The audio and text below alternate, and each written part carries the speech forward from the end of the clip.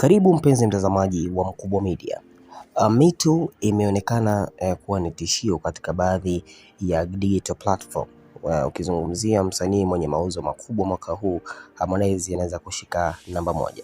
Sasa katika rekodi ambayo ameweza kuiweka Harmonize pamoja na Abby Chams, inaonekana kuwa ni miongoni mwa rekodi ambazo kiukweli hakuna ambaye anaweza kuzisogelea hata kidogo.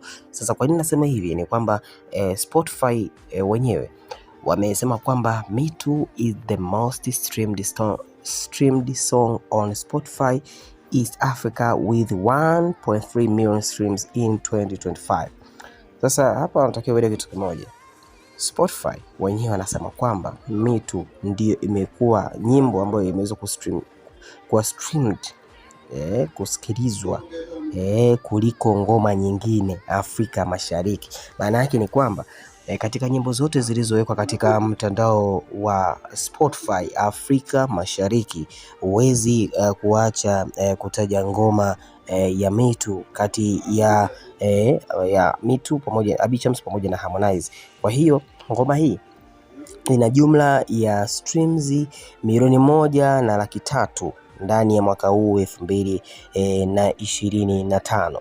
Kwa hiyo hakuna ngoma nyingine ambayo imeweza kusikilizwa zaidi mwaka huu kwa jumla ya streams hizo milioni 1.5 ndani ya mwaka huu. Sasa kumbuka mwaka huu 2025, hii ni leo ni tarehe 25 siku ya Ijumaa Aprili, maanake bado mwaka hujaisha. Kwa hiyo imagine April mwaka huu ngoma hii imeweza kufikisha streams milioni 1.3 ndani ya mwaka huu.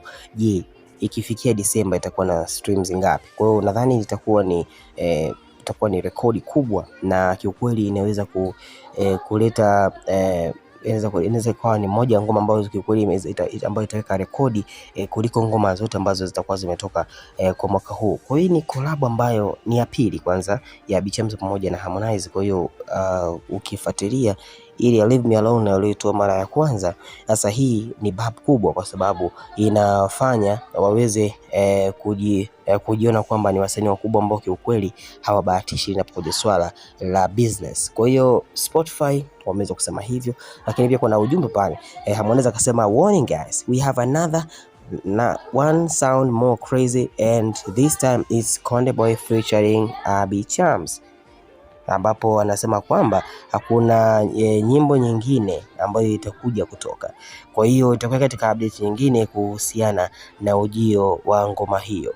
Dondosha maoni yako, hakikisha unabonyeza alama nyekundu iliyoandikwa subscribe.